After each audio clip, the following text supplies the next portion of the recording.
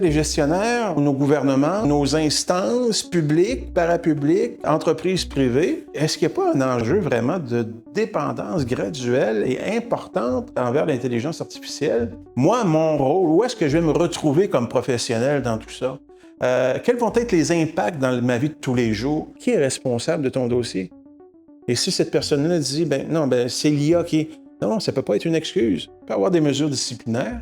Si un membre d'un autre professionnel, c'est une tâche au dossier. Si l'employé n'est pas formé adéquatement pour utiliser l'IA et qu'il y a une faute qui est commise, la municipalité, parce qu'elle est gardienne de l'outil, est donc celle qui va être poursuivie. L'implantation de l'IA représente environ 15 % alors que c'est au-delà de 50 % aux États-Unis.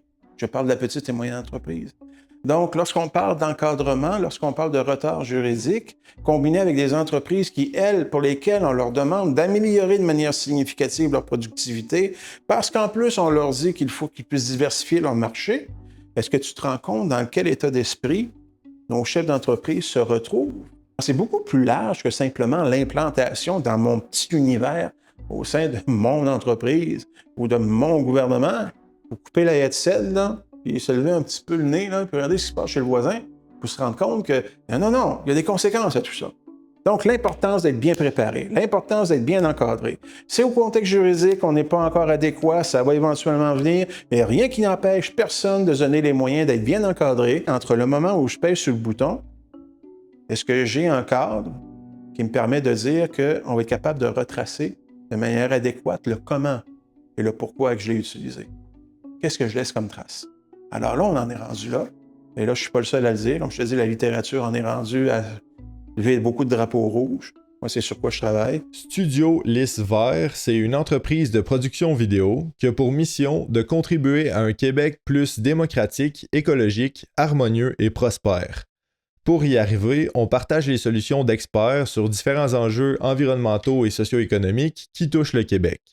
Si ça te parle, abonne-toi puis active les notifications pour t'assurer d'accéder à notre contenu plus facilement. Mon nom est Michel Paradis, je suis expert conseil en gouvernance, médiateur en matière civile et commerciale. Plus de 25 ans où j'ai accompagné les décideurs dans différents secteurs d'activité, que ce soit de manière plus simple, secteur privé, secteur public, secteur privé au niveau de la petite, moyenne entreprise. Secteur public, mais là, c'est vraiment, j'avais quand même des fonctions qui étaient de proximité avec un ministre ou un chef de cabinet. Moi, j'ai été moi-même chef de cabinet pendant un certain temps. Donc, j'ai toujours œuvré dans le domaine de la gouvernance, mais surtout rattaché à la notion de prise de décision, soit au niveau de la réflexion, soit au niveau de manière très pratico-pratique. Ça m'a amené à écrire la première phase, finalement, de ma réflexion sur l'intelligence artificielle humanitaire. L'IA peut-elle servir le bien commun? Une réponse venue du passé, qui a été publiée en janvier 2026. Une structure qu'on s'était donnée pour notre conversation, c'est d'y aller en 3 sujets principaux. L'IA est un outil hyper puissant qui a un potentiel transformateur énorme. Ça pourrait changer nos vies fondamentalement. Dans ton livre, tu parles beaucoup de répartition de richesse à l'échelle mondiale, de droits humains, de démocratie. La deuxième idée, c'est le défi est énorme parce que le pouvoir transformationnel est énorme. Tu détailles dans quelle facette de nos vies est-ce que les défis vont se manifester. Ouais. Puis finalement, tu parles des solutions. L'exercice que je voulais faire, c'est que c'était suite à, là on remonte à 2 ans maintenant, où justement la discussion avec des collègues professionnels nous amenait à nous poser la question, ne serait-ce que dans le cadre pratique de nos services, qui est celui de pouvoir accompagner les décideurs dans leur prise de décision, est-ce que les gestionnaires ou nos gouvernements ou nos instances publiques, parapubliques, entreprises privées, est-ce qu'il n'y a pas un enjeu vraiment de dépendance graduelle et importante envers l'intelligence artificielle?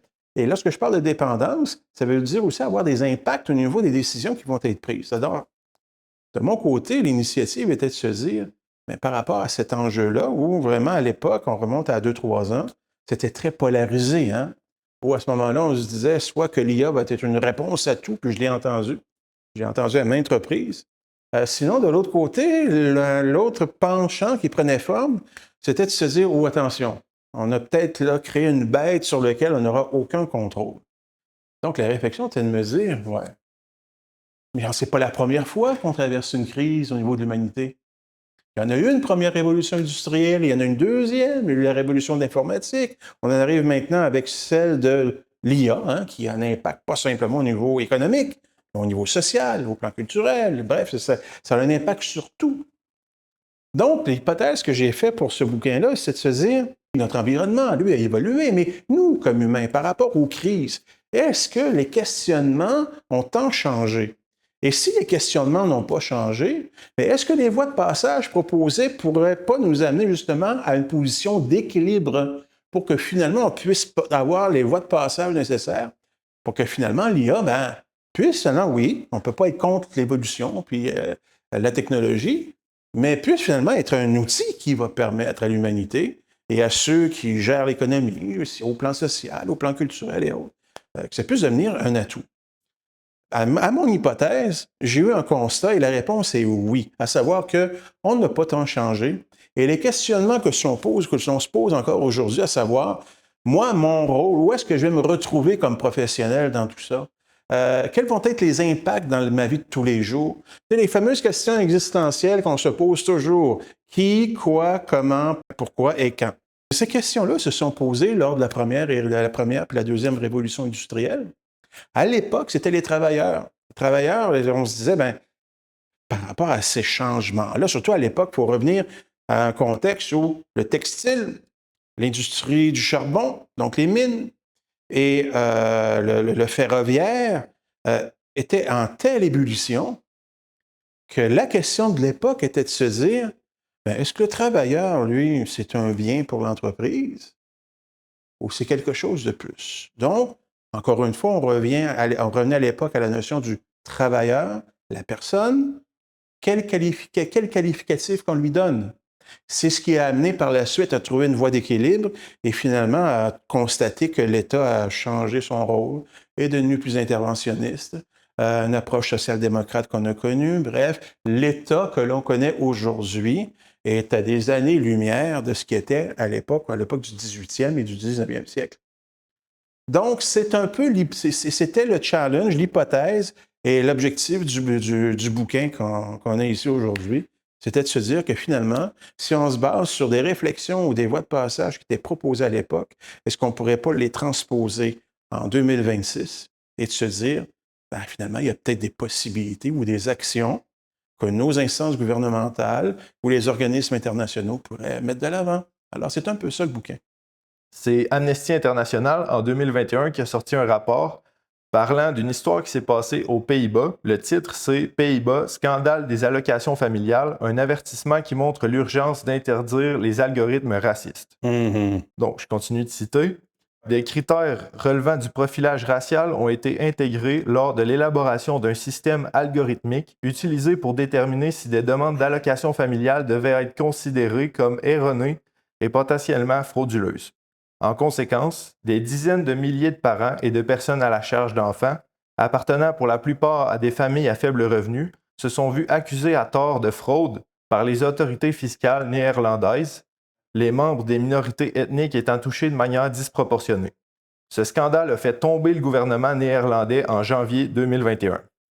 Les autorités fiscales des Pays-Bas ont utilisé le critère de la nationalité pour déterminer un facteur de risque, les ressortissants d'autres pays que les Pays-Bas se voyant attribuer une cote de risque plus élevée. Les parents, qui ont été désignés par le système, ont vu leur allocation suspendue et ont été soumis à des investigations agressives, caractérisées par des méthodes très dures, ainsi qu'à une politique impitoyable de recouvrement des allocations versées. En conséquence, les familles concernées ont eu des problèmes financiers dramatiques, allant de l'endettement au chômage en passant par l'expulsion, car les gens ne pouvaient plus payer leur loyer ou rembourser leurs prêts. D'autres personnes ont été confrontées à des problèmes de santé mentale et à des tensions dans leurs relations personnelles qui ont abouti à des divorces et à l'éclatement des familles. Il est extrêmement préoccupant de constater que les Pays-Bas ne sont pas une exception. Partout dans le monde, les États s'empressent d'automatiser la prestation des services publics, mais ce sont les catégories les plus marginalisées de la société qui en subissent les plus lourdes conséquences. Il faut bien comprendre que l'IA, en amont, se nourrit de données. Se nourrit de données, donc d'historique de données. Ce qui fait que les données par le passé, donc gérées par l'humain, etc., bon, peut amener à avoir créé ce qu'on appelle des biais. Je vais donner un autre exemple qui rejoint le même propos que tu fais mention. Il y a quelques années, Amazon avait fait usage de l'intelligence artificielle pour l'embauche, donc pour la sélection du personnel. Et les algorithmes et les historiques, donc les données qui avaient été emmagasinées pour l'algorithme, au sein de l'algorithme pour ensuite faire le travail, bien, il existait déjà des biais par le passé, qui amenaient donc très souvent à avoir, je ne dirais pas qui étaient priorisés, mais on va dire davantage ceux qui étaient exclus, les hommes noirs, femmes de manière générale. De facto, il y avait déjà ce qu'on appelle deux prises au bâton, dans la mesure où l'intelligence artificielle demeure toujours avec un pourcentage de faillibilité. Donc, il n'est pas performant à 100%. Il y a toujours ce risque potentiel d'arriver à avoir ce genre de dérapage. Conséquemment, ces risques-là se doivent d'être tenus en compte. Ici, on parle d'un gouvernement, c'est quand même spécial, une instance gouvernementale qui avait pour objet de répondre à un besoin qui était celui de l'efficacité, de la productivité, d'une gestion de dossiers excessivement plus rapide, pour être capable officiellement de répondre aux besoins de la population. L'autre élément qu'on se rend compte par rapport à cet événement-là, c'est une chose. Si ça s'est produit, la question qu'il faut se poser, c'est donc de quelle manière l'IA a été utilisée? Quelle est la procédure qui a été mise en place pour arriver à ce type de dérapage-là? Dans le livre, je parle de la notion de la traçabilité de la décision. De quelle manière, finalement, cet algorithme-là a été utilisé pour en arriver à ce qu'il y ait une application sine qua non de solution ou de décision ou de rendre opérationnel des actions qui amenaient à un tel biais, et ça ouvre directement l'enjeu au niveau de l'éthique, au niveau des droits humains. On parle de discrimination. Aux Pays-Bas, c'est une démocratie. Le gouvernement a subi le contre-coup en un renversement lors d'une élection. Mais lorsque, par exemple, on parle d'une entreprise, quelle est l'imputabilité? Est-ce que toi, ça t'arrive, une situation t'arrive comme ça? Tu es capable de savoir qui a fait quoi? Très difficile de le savoir. Idem pour un appareil public gouvernemental, c'est-à-dire au niveau de la fonction publique. Qui est responsable de ton dossier? Et si cette personne-là dit, c'est l'IA qui... Non, ça ne peut pas être une excuse. Alors, même actuellement, il y a un flou au plan juridique. Il y a des professionnels, même actuellement, que je ne suis pas encore convaincu que cette compréhension-là de la responsabilité qui est derrière la décision ou la recommandation. Tu vois, moi-même, je viens de faire une erreur, j'ai parlé de décision. N'oubliez pas, l'IA ne fait que des recommandations. On entend et j'entends, oui, l'IA propose ou dit que non, il ne fait que recommander. Ce n'est pas une personne humaine, c'est un outil qui permet d'avoir accès à une base de données traitée qui t'est remise de manière tout à fait extraordinaire. Mais le défi, pour éviter les dérapages, c'est de quelle manière l'imputabilité peut être mise de l'avant, de quelle manière le tout est structuré pour éviter que des choses comme ça se répètent, parce que ça va se répéter. C'est qu'en plus, il y a des conséquences, même sur le plan juridique. Je revenais avec un cas de figure, mettons au niveau des affaires municipales. Exemple. La municipalité décide d'acquérir l'IA puis l'implante là, pour que ses employés, au niveau, par exemple, des infrastructures ou entretien des aqueducs et des égouts, l'utilisent. Bon. Si l'employé n'est pas formé adéquatement pour utiliser l'IA et qu'il y a une faute qui est commise, bien, la municipalité, parce qu'elle est gardienne de l'outil, est donc celle qui va être poursuivie. C'est intéressant, ça, pour des gestionnaires municipaux? Non, pas vraiment. Et de surcroît, ça ne veut pas dire que la personne, le dirigeant ou le responsable de l'équipe, lui, va être exempt. Il peut avoir des mesures disciplinaires. Si un membre d'un non professionnel, c'est une tâche au dossier.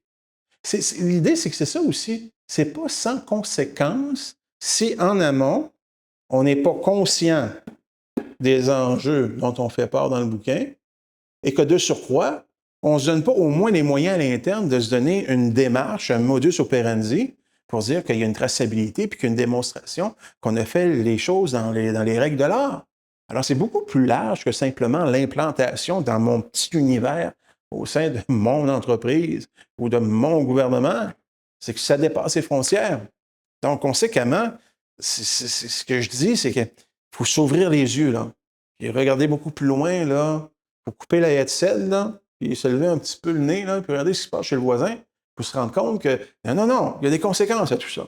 Donc, l'importance d'être bien préparé, l'importance d'être bien encadré. Si au contexte juridique, on n'est pas encore adéquat, ça va éventuellement venir, mais rien qui n'empêche personne de se donner les moyens d'être bien encadré. Déjà, au niveau du comment, je le répète, on a des spécialistes au Québec là, qui font d'excellents boulots, des cabinets. Écoute, il n'y a pas d'enjeu de ce côté-là, loin de là. Mais il y a une complémentarité, puis ça, c'est sur quoi moi je veux pousser. Il y a une complémentarité qui doit s'ajouter à ça, qui est celui de dire que entre le moment où imagine que c'est mon portable et que là, je vais utiliser l'IA, parce que là, si l'IA fonctionne, c'est parce qu'il y a une interaction entre moi comme personne et cet outil-là. Bien, moi, je dois penser entre le moment où je pèse sur le bouton, est-ce que j'ai un cadre qui me permet de dire qu'on va être capable de retracer de manière adéquate le comment et le pourquoi que je l'ai utilisé. Qu'est-ce que je laisse comme trace? Alors là, on en est rendu là. Et là, je ne suis pas le seul à le dire. Comme je te dis, la littérature en est rendue à lever beaucoup de drapeaux rouges. Moi, c'est sur quoi je travaille. Si on revient maintenant au niveau du Québec et du Canada, et si je m'attarde en partie au niveau des petites et moyennes entreprises, le retard est tel dans l'implantation de l'IA au sein de nos PME par rapport aux États-Unis qu'il semble maintenant y avoir énormément une course contre la montre. Mais l'enjeu est le suivant. De quelle manière les garde-fous vont permettre d'éviter les dérapages? Parce que ce qui a été là, on l'a retrouvé chez Amazon, on le retrouve, et c'est pas un cas unique, là. C'est très facile de faire une recherche sur le web. En tout cas, moi, quand j'ai écrit le bouquin, j'étais renversé du nombre de cas. Donc, oui, efficience, rapidité, volonté de répondre à des besoins, de pression, à savoir qu'il faut répondre aux besoins d'une population X, Y, Z. Mais il n'en demeure pas moins que le danger, il est là. Il y a plusieurs caractéristiques inhérentes à l'IA qui font en sorte que c'est vraiment difficile de s'assurer justement de l'encadrer convenablement. Rapidité de l'innovation versus lenteur législative, nature transfrontalière et globale de l'IA, manque d'expertise technique, défi de l'application et la surveillance, puis équilibre entre innovation et protection. D'entrée de jeu, le premier point, et c'est celui qui est le plus sensible pour moi, là. Actuellement encore l'incapacité de nos instances gouvernementales, donc ceux et celles, les personnes qui sont en mesure de pouvoir établir, adopter et mettre en œuvre les législations nécessaires pour que l'encadrement de l'intelligence artificielle puisse être fait de manière à ce que, universellement parlant, ben, l'ensemble des personnes qui se retrouvent, que ce soit en Afrique, que ce soit en Asie, que ce soit en Amérique, puissent être le plus possible sur un pied d'égalité. Ça, c'est important. Parce que si ça, ce n'est pas fait, comme je te disais tantôt, je reviens encore, l'IA s'abreuve de données. Ces données-là se retrouvent sur des plateformes qui appartiennent à quelques géants, ce qui fait que les États deviennent finalement dépendants de ces plateformes-là pour s'assurer d'avoir accès à leurs données et qu'ensuite l'IA puisse aussi être un outil de travail. Pas pour rien qu'on parle de plus en plus de souveraineté numérique.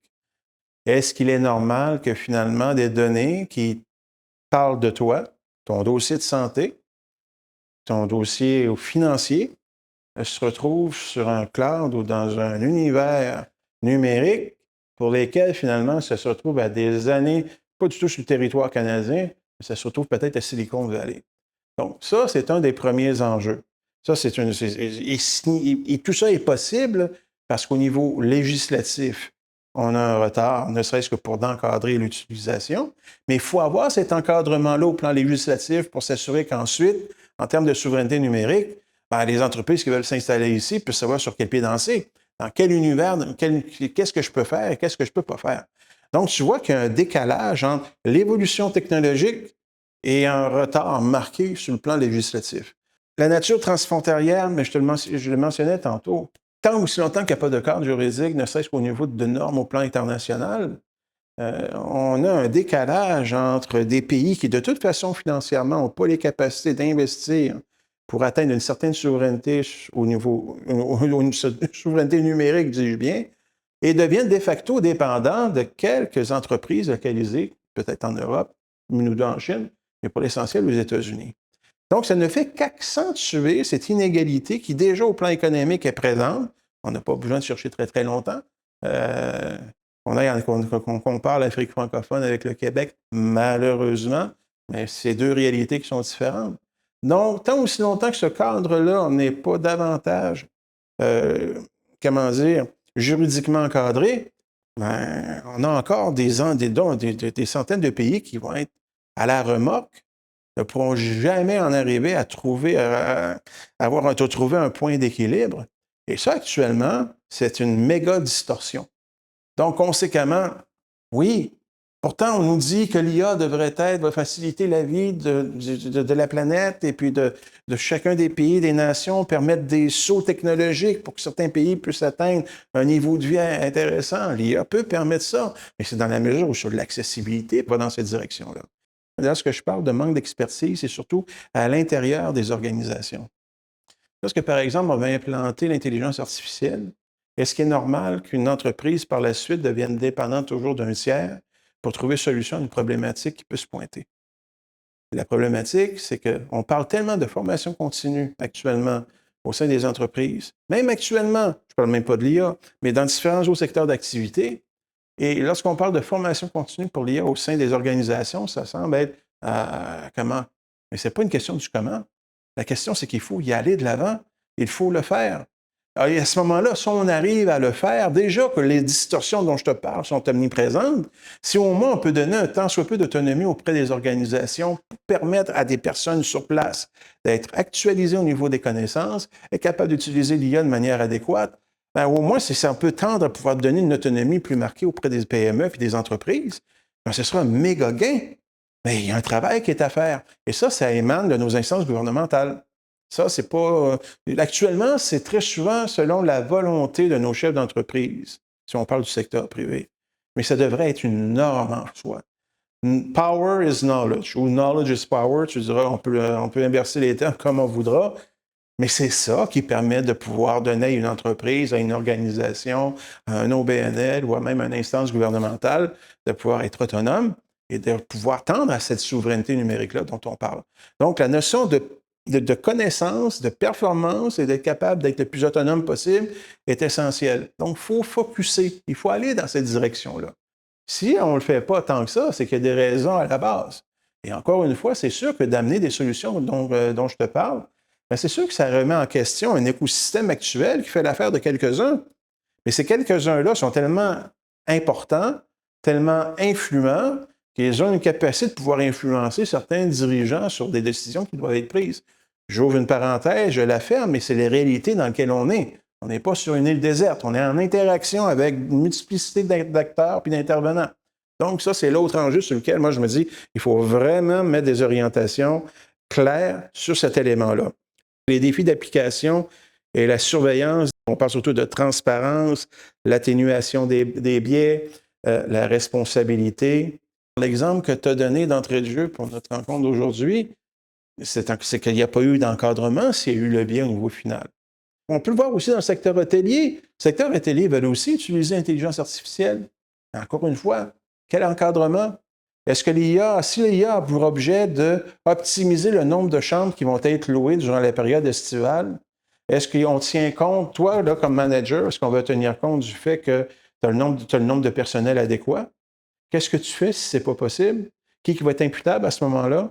Donc, la notion d'encadrement, si au moins on pouvait arriver à apporter un correctif sur ce dernier point-là, ça pourrait atténuer le retard au plan législatif.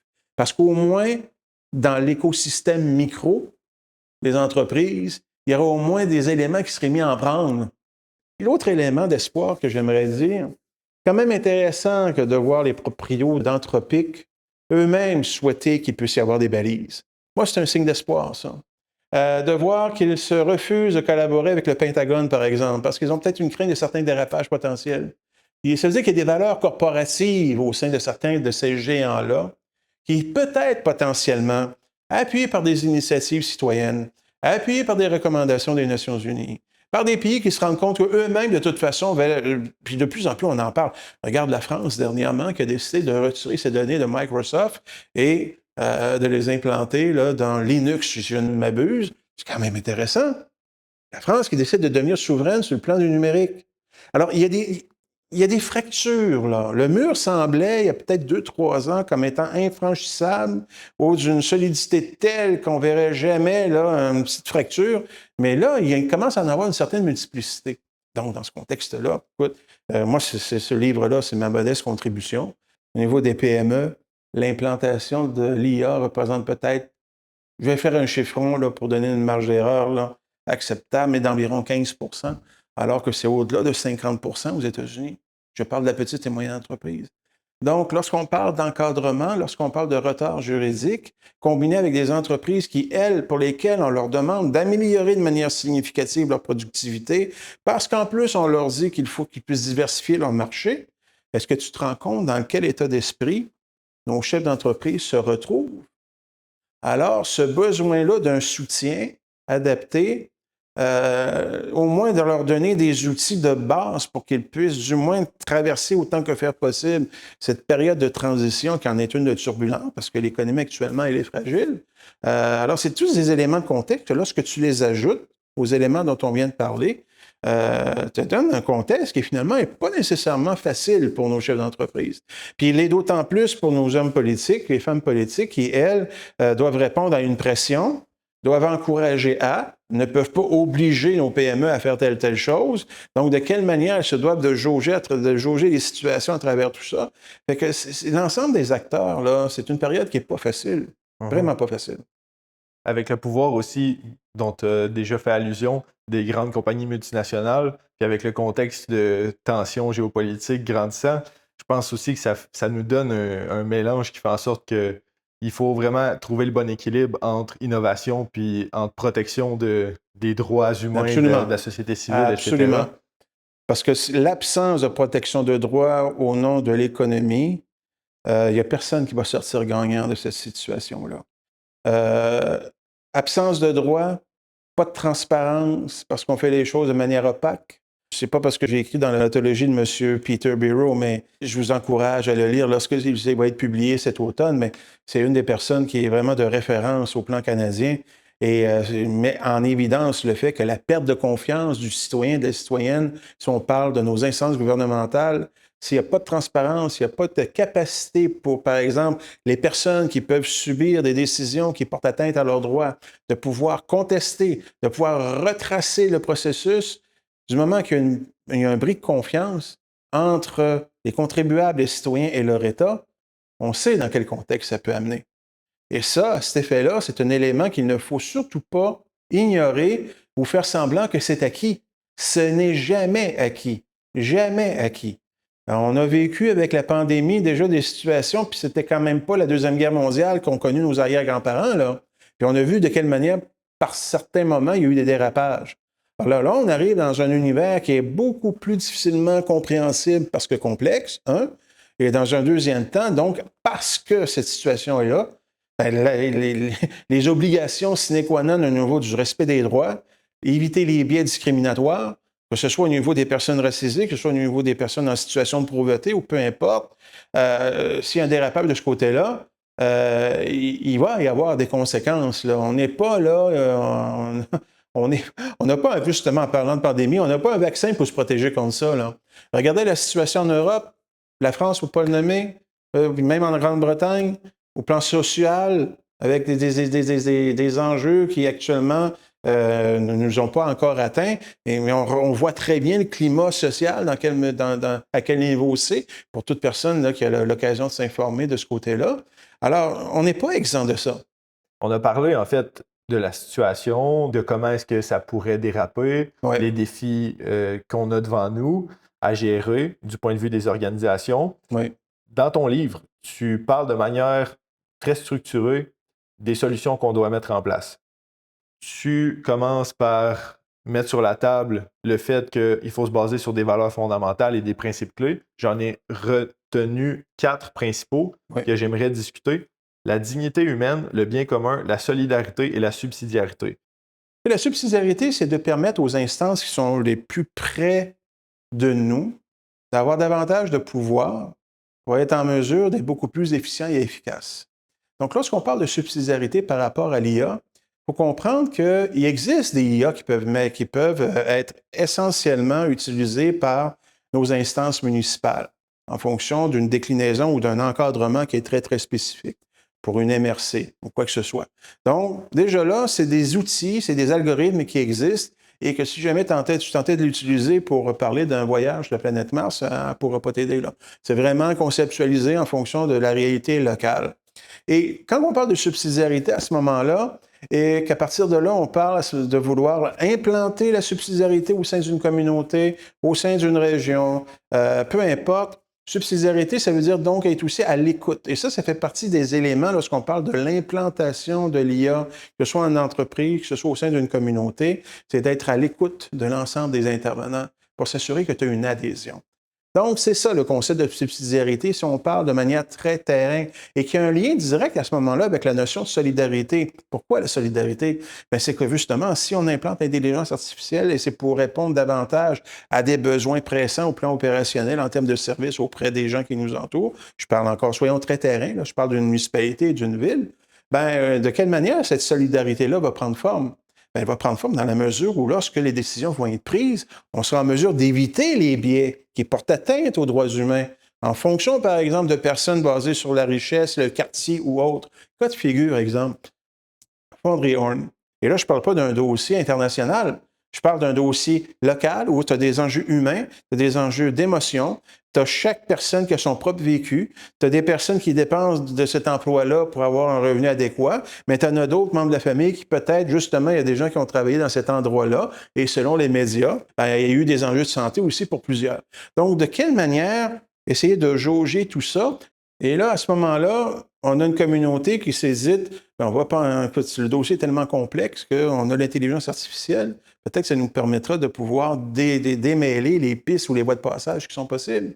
Si en amont, je n'ai pas réussi, subsidiairement parlant, d'avoir l'écoute ou du moins s'assurer qu'elle va répondre, que cette IA-là va répondre spécifiquement aux besoins de mon milieu, et que je ne sais pas nécessairement l'adhésion, c'est difficile de croire que qu'est-ce qui va émaner finalement des algorithmes pour les personnes avec qui on se doit d'avoir un lien de confiance, de croire que la décision, par exemple, du maire ou du préfet tient vraiment compte des enjeux sociaux et des impacts malheureusement négatifs que peut-être, malheureusement, certaines parties de la population auront à subir.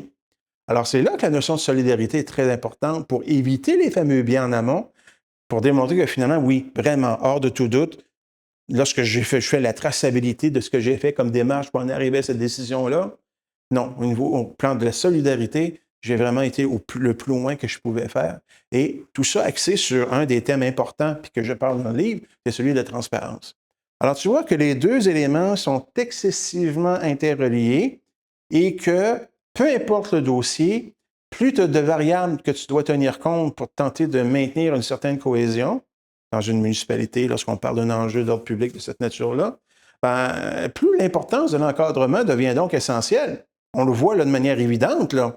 Si tu n'étais pas encadré, je reviens à mon point de départ, un autre cas d'espèce, et que tu te colles un peu trop en faisant un copier-coller de ce qu'on t'a donné comme information, si je te demande ensuite de pouvoir de me faire la démonstration du jugement et de la démarche que toi, tu as fait pour en arriver à cette solution-là, toi-même, comme dirigeant, tu vas être remis en question parce que tu ne seras pas capable de le dire. Tu ne seras pas capable de le dire. Donc, c'est en ce sens-là que solidarité, subsidiarité, encadrement, pour moi, c'est un tout. Ce qu'on appelle la dignité de la personne, le bien commun, c'est des éléments que ça ne se calcule pas. Ce ne sont pas des éléments de mesure. En développement durable, on appellerait ça des KTI. Ce n'est pas des éléments de mesure. Ce n'est pas mesurable et quantifiable avec un chiffre en bas de la colonne. Mais ça fait partie prenante ça fait partie prenante d'un chef d'entreprise, d'un maire, d'un préfet, d'un manager, même de quelqu'un qui est sur les travaux publics, parce que ça fait partie de ce qui ne fait pas partie de l'analyse de l'algorithme et qui te donne donc justement cette nécessité, cette obligation que même si tu as l'intelligence artificielle ne sera jamais capable de pouvoir faire le tour de l'ensemble des enjeux dont toi, tu es capable de le faire parce que tu es dans ce qu'on appelle aussi dans l'intangibilité, les notions de perception des gens, la notion des réalités passées, de ce qui s'est passé dans tel milieu avant d'intervenir. C'est ça dont on doit aussi tenir compte et que malheureusement, et là, encore une fois, c'est juste moi qui s'avance. Alors, quand je dis ça, c'est que je me donne aussi le droit de me tromper. Ah, ben, je n'ai pas science infuse, d'accord? Mais, je n'entends pas ça si souvent. Je commence à l'entendre. Mais lorsque j'entends parler de l'intelligence artificielle, c'est très axé sur la productivité puis le rendement. Mais l'être humain ne se résume pas uniquement à du rendement. Pourquoi ça ne se résume pas encore uniquement à du rendement? Parce qu'encore une fois, à chaque fois qu'on en arrive à utiliser l'IA, c'est pour en arriver à un résultat qui va susciter l'accord de deux personnes humaines. Non pas un homme, une femme et une entité virtuelle, mais deux personnes humaines. Et donc, tant aussi longtemps qu'on ne perdra pas ça de vue, bien, c'est évident qu'à ce moment-là, l'utilisation de l'IA va nécessairement déraper. Va nécessairement déraper. Alors, c'est pour ça que ce que j'adore actuellement, et c'est pour ça que je reviens encore avec mon espoir, je suis peut-être tannant là-dessus, mais j'y crois.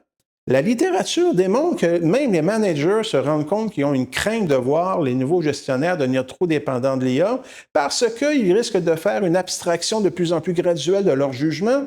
Et la job même d'un gestionnaire, le job d'un gestionnaire, d'un maire, d'un préfet, et toi qui vas avoir ton entreprise, ça prend du jugement. Alors, donc, moi, selon moi, dans la mesure où on est conscient de tout ça, il y a juste à faire un pas additionnel pour dire bien, il doit certainement exister un modus operandi qui va nous permettre de pouvoir juxtaposer l'apport de l'IA, mon rôle essentiel comme personne décisionnelle, et finalement les traces qui vont le rester pour démontrer que, ben oui, il y a un lien de confiance qui va exister avec les différents intervenants parce qu'on est capable de savoir que c'est moi comme personne qu'on peut recontacter parce que c'est moi qui l'ai pris cette décision-là.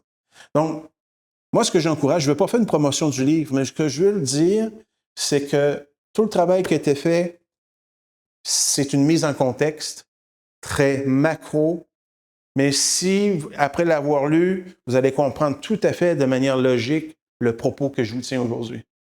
Il y a un lien de causalité qui est indéniable. Alors, moi, c'est le message que je voulais que je te remercie de me permettre de passer.